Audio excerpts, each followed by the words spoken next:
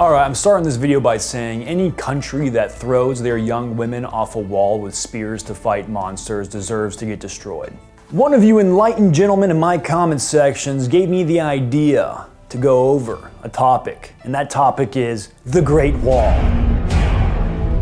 They love the Great Wall. Really? No, they don't. Sorry.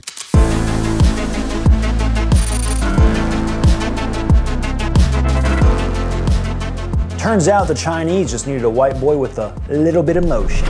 I remember watching this movie. I remember seeing it and thinking, okay, that was pretty forgettable. It was probably just a Chinese cash grab, and I forgot about it. I then would watch it again years later after starting this channel where we hyper obsess over the details in movies and come up with better plans and tactics, more so than the average moviegoer that just wants to shut off their brain for 2 hours. Now, an obligatory, it's just a movie, it's make-believe, it's pretend, but there is some fun, real-world commentary that goes along with this movie, and there are things inside of it that actually make me legit crash out, and my social credit score is going to drop harder than Tower 7. The goal of this video is to go over a plan of how to defeat the Tao Tei, an alien species of monsters, hive mind-esque, that are attacking the Great Wall of China. But with usual in these videos, I gotta give you some lore, I gotta give you some context. Context please. And this one's gonna be juicy, boys. I'm excited for this.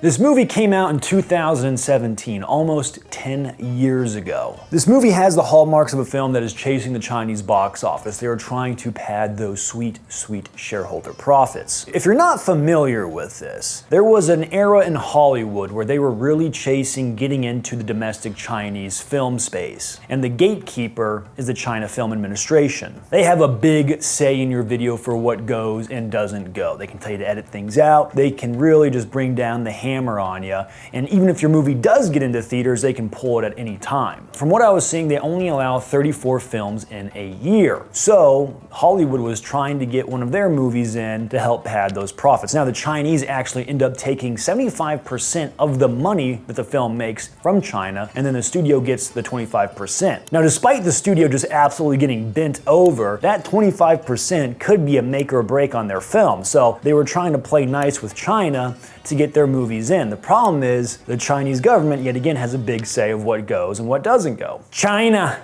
If you live under a rock and you don't know about China is a communist government. They had a whole war back in the day where they were fighting between the nationalists and the communists. The communists came out on top, and now we have the CCP. China on paper is communist, but they don't necessarily operate in my mind like pure communists would. They're not like the Puritans of the North Koreans. What feels like in my brain is that they have the name of communism as a form of their government and it's their power, but they also chase elements of capitalism. Like they also have Chinese billionaires, but the government has a lot of say in what goes. They allow this. I'm not trying to get too in depth with the Chinese politics because one, I am not super fluid in this subject, and two, we have monsters to take on. It feels like a more complex topic and we're already burning the fuse on the lore. Speaking of the fuse, the entire movie revolves around Matt Damon and Pedro Pascal trying to get their European hands on some Chinese black powder. We came looking for black powder. I bet you did. Matt Damon. Now, Matt Damon's character is a war-hardened mercenary. He fought for Harold Hardrada against the Danes, for the Spanish against the Franks, and for the Pope. And he is battle-hardened. He's a wicked good archer. So this should put the movie in like the 11th century. I think it was like later 11th century. So the enemy they witness are called the Tao Tei. They came out of the sky 2,000 years ago, and it was said in the Chinese folklore that it was a consequence of the time of the emperor because of his greed, which sounds like a load of commie gobbledygook. And the Tao, okay, I'm actually tired of calling them the Tao Tei. We're gonna call them the Tyranids because they remind me of Tyranids. So the Tyranids come out every 60 years, and like the Chinese have been dealing with them, and it's like tied into the folklore of the Great Wall of China. Now what's fun is like I feel like the Tyranids are a familiar threat we've had on the channel before. I think of Edge of Tomorrow with the white spikes and like their aggressive, large-sized predatory animals. It's kind of like what the Tyranids are in this movie. Reminds me of like the xenomorphs from Aliens. In my head, for the sci-fi lore, it's kind of like they're this biological weapon from a more advanced alien race that they use to wipe out planets with. So that feels like on brand and a threat we've encountered before and we will continue to encounter on the channel. They operate off a hive mind. They are linked to the queen. My queen. If you kill the queen, the hive dies, and that's the goal. Our defenses, a massive wall with a bunch of gizmos and gadgets, black powder, manpower, and most importantly of all, girl power. Initially, the wall looks really impressive, but given the threat we're dealing with, I feel like it was a massive time sink for what it actually does. You guys spent like hundreds of years building this wall, and then when a girl gets in charge, the Tyranids just dig under the wall. It's like the male general dies in the movie, female gets in charge, the Tyranids break through immediately. What's the movie trying to say? The Tyranid queen in the movie is pretty smart. She adapts on the fly, she probes enemy defenses, and she's not like doing the same dumb thing over and over. Like it's an intelligent, entity that is this Tyranid queen. So this static wall, it seems like it's a band-aid on a bullet hole. All right, players in the game. The Nameless Order at 100,000 strong manning the wall. They're not all in like one spot, but I think their entire Nameless Order is garrisoned around the wall. And then in the army, they have a bunch of really cool like color coordinated uniforms based on their job, which I thought was fun. Like as a Total War player, I like seeing different uniforms. Like, oh, this guy's heavy infantry. Oh, that guy's an archer. Like in my digital warfare brain, it's nice. Compartmentalized. The enemy. A little less concrete on the Tyranid numbers. Anywhere from 300,000 to the millions is what it seems. It's a horde. And a big problem is that that horde needs calories to sustain itself. Like the queen needs calories to make more of the horde. And the problem is that if you kill the horde and they can collect their dead, it seems that they can then turn those dead into calories to replenish the troops of said horde. So that is a problem. Now, compared to other movies of this era of warfare, we have an ace in our sleeve, and that would be black powder. Now, Helm's Deep had some black powder present at it, but it wasn't being used as advanced as I would say the Chinese in this movie take advantage of the black powder, or could in theory. Like the whole movie hinges on the plot of Europeans stealing black powder. It's how we get the film. The whole movie of Lord of the Rings hinges on a bunch of halflings dropping a ring into Mount Doom. Star Wars geek. Now with this, we're gonna give ourselves some rules, then we're gonna go outside of the rules, and I'm just gonna do whatever I want pretty much, but still trying to keep this within the realm of reality, given what we've seen from the movie. Whiteboard. It's whiteboard time, everybody. Has a cool YouTube channel, uses a whiteboard for illustrations. Hell yeah, thanks Colton. Yeah, can you get it higher? So high. Now, a problem with the movie is that the Tyranids are like attacking kind of out of their crash site, it looks like the crash site made a valley in the mountains, and that's where the Tyranids are coming out of. And so I want to talk on those defenses. What are you doing back there? Sorry. So I want to touch that plan, and we'll get to more of the defenses as we go. Top-down perspective, wall, crater valley. What I think they should do originally is, given the fact that they have 60 years to prepare, they have plenty of time to do this, is make more choke points within places they would expect the Tyranids to show up, and then pre-site those choke points with their fancy catapults that are wall mounted. The catapult system on the wall is like super high tech because these things can launch projectiles and then reload pretty quick. Funny enough, in the movie, like a general will be like, target that thing, and then all of the catapults instantly and accurately target that area, which is insane given the fact that this is 11th century, there's no radios, there's no comms. Like, who's spotting this? How do they get the word around so quick? Maybe they just shout and everyone relays the info. It's like, all right, target that ring of fire thing, and it's like, whoosh, they all fly over. Like in the first battle, when the queen shows up, they're like, there's the queen, get her! And all the catapults go at her, but then of course she has her bodyguard and she doesn't get smoked yet. But ideally, we make choke points of some kind, natural earthen boundaries where the Tyranids are gonna funnel into, and that's where your catapults are hitting, whether they're inverted Vs or verted Vs, whatever you wanna do, and that way all your catapults are targeting fire in those choke points, giving your guys on the wall more breathing room and options for dealing with the Tyranids as they get closer, so they can't just all cluster up on the wall and then break through in one big swarm. Another thing is using the black powder as massive mines. So if you do see a queen show up and it's like, all right, sick, light the fuse, and it's like, psst, and then makes a massive explosion, it's like, dude, there's your movie, right? If you get lucky and you smoke the queen with a massive underground mine, yeah, that'd be sick, that'd be perfect. And of course, way more trenches. So the Tyranids do get up to the wall in the first battle, and some of them are getting through, but they're not getting through in massive numbers. We really only get like one big battle, and and then it seemed like smaller skirmishes with the Tyranids. So if we get one big chance to kill a bunch of them, we gotta really maximize those chances. But way more trenches would be ideal, breaking up the momentum of any horde, because then they would have to go down and up. So that gives your guys on the wall more time to deal with any stragglers that may get through, that survive the bombardment, the mines, the archers, and then all the traps you have out there. So I like that option. Oh, Twinches, is this guy an expert? Side profile. Wall. Now, some parts of the wall were pretty steep, other parts it looks like it was easy for them to kind of get up and get close, but really making that gap down low much more intimidating would be a good idea in my mind. So of course, you have Black Powder doing the actual you built a giant wall over hundreds of years. Digging trenches and kill zones over 60 years seems pretty doable. And the fact that you've had Black Powder for like over 100 years now, considering I think Black Powder was made in the 9th century. So you got some time to work with this tech, especially if you're supposed to be like this really advanced Eastern army that oppressed there's a line Matt Damon's like, look at this army. Have you ever seen an army like this? Look at this army.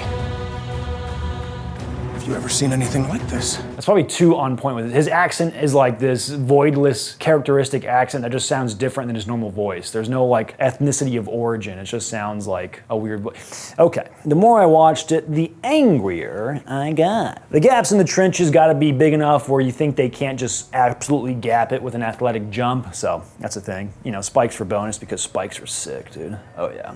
Bunch of impaled Tyranids down there. Oof, sick. Eventually they probably fill that thing up and they just walk over it, but you're just throwing grenades at them like it's going out of style. Okay, so the wall in the movie I am not happy with, because I think it is a wall that is more optimal to take on human adversaries, and that could be part of the idea behind it, where you know, the Chinese eventually would have to worry about the Mongols, but they have these actual human threats, and then every 60 years a Tyranid horde shows up. So it could be a dual purpose, but in theory, given the terrain, it would be really hard to mount a siege, but not impossible in certain parts. At least in the valley area, you really maximize things in depth. But the wall is like a classic crenellation style wall, and I think it's not ideal given the enemy that they know that they have gone against before. So I think we can improve on the wall design, and yet again, we have 6 decades to do this. What I do want to add is like a stone outcropping, you know, style of tower where you have crenellations going around it, and the entire wall has like a slant that goes out. So even if they do start to climb up, they now have to climb out, which these things are pretty athletic and terrifying, but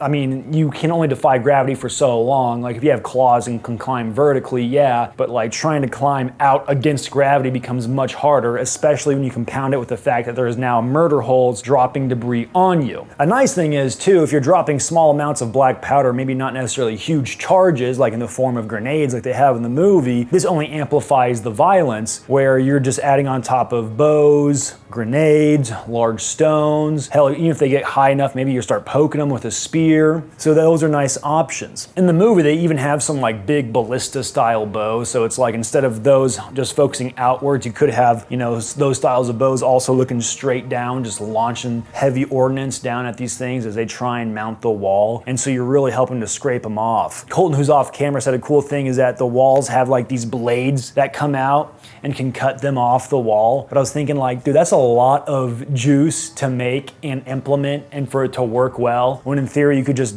drop logs horizontally off the wall or large boulders and it would work just as easy. I mean, it's a reoccurring theme in the movie is like these really extravagant things that in reality are just kind of like, okay, I guess, bro. Like for instance, my least favorite thing about the movie is the crane divers. They have these women. We're taking a divergence because I want to cover this in depth. This point made me crash out. All right, so in the movie you have these female crane divers in the blue uniform, and they go off this platform in a bungee harness to stab away the Tyranids from getting on the wall. And it is so many layers of idiocracy that I hate it so much.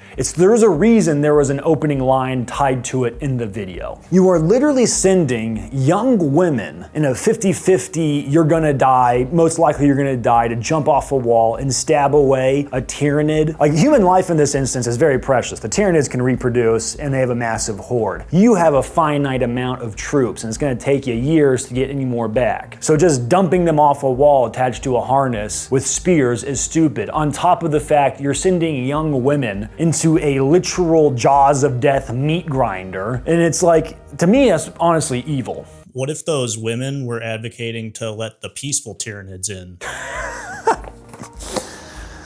We're trying not to politically crash out on this channel, dude. All right, kind of step back from this and war game with me for a little bit. What are women? What is a woman? A woman is the gateway to life. As a man, I can't make a baby. A woman can make a baby. If your civilization is facing an existential threat from a Tyranid-style enemy, a horde that consumes all, don't you need as many troops as possible to fight that horde? And the fact that you're sending off these young women that, could be making babies for the war effort to die needlessly, isn't that like a bad idea for the longevity of your society? Like, you need to replace troops. You had 6 decades, realistically like 4 decades to make, as many troops as possible and descendants to fight this threat. Like, the excuse for them using these crane divers, which is already a terrible tactic in terms of ROI for killing capacity, is that men are too heavy. And it's like, oh, what should we do?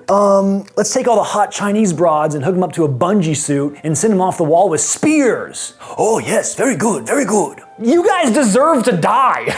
It's the dumbest shit I've ever heard. I can't, dude. I can't. Oh, back's a little stiff.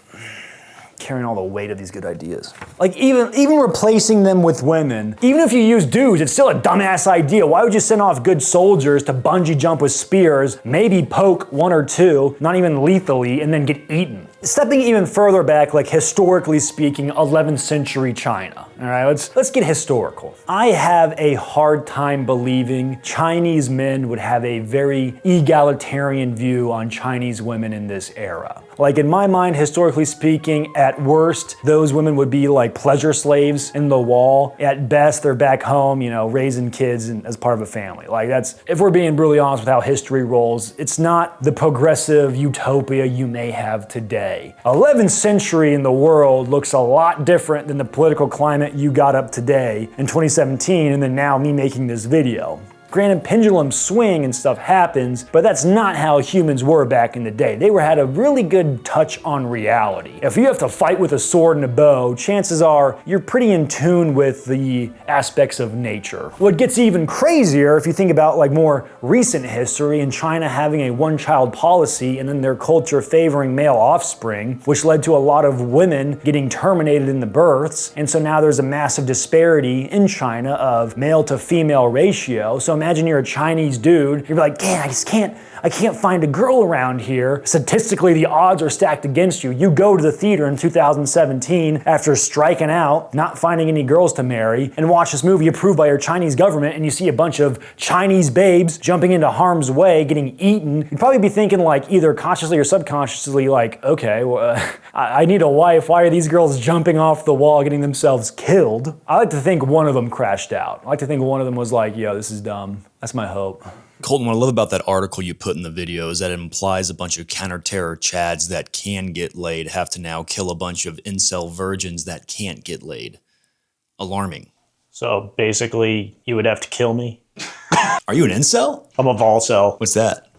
Voluntary. Another thing, we'll get back to the tactics. Another thing is the trivial BS that the Chinese do. Yes, they have 60 years, so it's a lot of time to like do this stuff, but the Chinese, like in their culture, militarily wise, do seem to focus on stuff that looks cool, but is actually, when rubber meets the road, not cool. Like, for instance, there was a recent army parade and people were giving our army crap for like how they were marching compared to, say, the Chinese that march in this really strict discipline and it looks really flashy, or the kung fu showmanship that the Chinese military will do. And they're like, oh, look at America, they're not marching well. And then when Trump wants to seize Maduro, they just literally melt like 200 Cubans with 20 Delta Force guys, just microwave them. And it's like, well, I mean, yeah, these Delta guys probably don't march as crisp as some Chinese dudes, but they absolutely microwave 200 Cubans like it was any other day. It really starts to get into like the straight up propaganda realm, in my opinion. Okay, a lot of China glazing, given the film naturally. They have to get into that box office. They pretty much got to paint them in a positive light at all times. Like, another waste of time I can think of is the ornate armor the Chinese are wearing. It looks cool, I'll give them that, but the problem is you spend all this time, someone has to spend the time handcrafting this ornate armor when that time could have been used on the military infrastructure of things. So it's kind of like 60 years well wasted. Now, getting away from my rant and back to the strategy, I like to think that technological advances could have been made. On the walls, I would have liked to see more cannons being mounted. Now, this does predate that technology by a good margin, but we are also dealing with a sci-fi softcore China propaganda film revolving around aliens. So I think them having some level of metallurgy to cast these cannons is not that. They have blades coming out of the wall. I think they can cast some cannons in this movie. That would have been pretty sick. Hell, I would even love to see like crude forms of muskets, maybe like just hand cannons of some kind that just one-shot a Tyranid threat. I think that would be really fun. I mean, you built a giant, massive wall. I feel like that's harder to do than casting cannons. Call me, is that crazy? Am I going crazy? Am I going crazy? This is my ballistic program. Catapults, cannons, swivel guns. We're cooking with fire now. I like the idea of having big cannons on the wall facing out, so when they do spot the queen, say those black powder mines didn't work, and now they have the threat, they can target the queen with not just catapults, but also cannons. The catapults don't work against the queen and her guard, but I was curious, how ballistically rated are those aliens? Like when you start upping the projectile velocity, are you gonna start zipping through that biological armor? Or does it get deflected still? I don't know. Hell, mortars would be sick. If they are really accurate with catapults, these guys are gonna be wizards with mortars once they figure out that tech. Oh my God, look at that feed!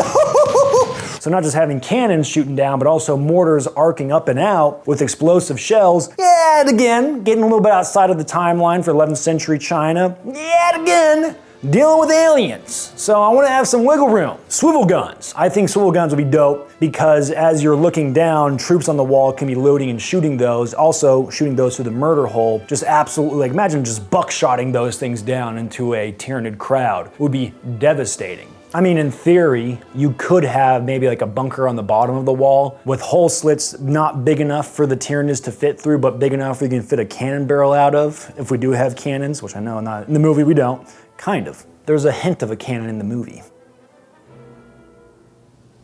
Not everything is to scale. But something like that, where you have like a bunker down low, and of course maybe we just deflect that a little bit. So maybe if you're dropping grenades, it deflects off that bottom ramp, so you're not just dropping ordnance on top of your bunkers down below. But something like that where you load those things with buckshot, as they get close to the wall, maybe they're starting to stack, you just blast it and just takes the legs from out underneath that massive horde that's trying to climb the wall. The black powder smell would be pungent in the air that day. Smells like rotten eggs around here. China! I like to think they have cannons because there's a scene in the movie where Matt Damon is confronting Pedro Pascal and William Dafoe, and he's like, no, you guys should stay and fight. And William Dafoe cuts out a piece of rope from something and it drops what looks like a swivel gun on top of Matt Damon. So I think they exist in this scenario, they're just not being utilized, which speaks to the poor leadership of the Nameless Order. I mean, the general died from one Tyranid, and then the girl takes over, and then the queen immediately burrows through and starts heading towards the capital. So the leadership's not that great. For a pro-China film, not the best leadership. Based? Now, if a lot of this stuff fails, then the magnets can't fail. Magnets?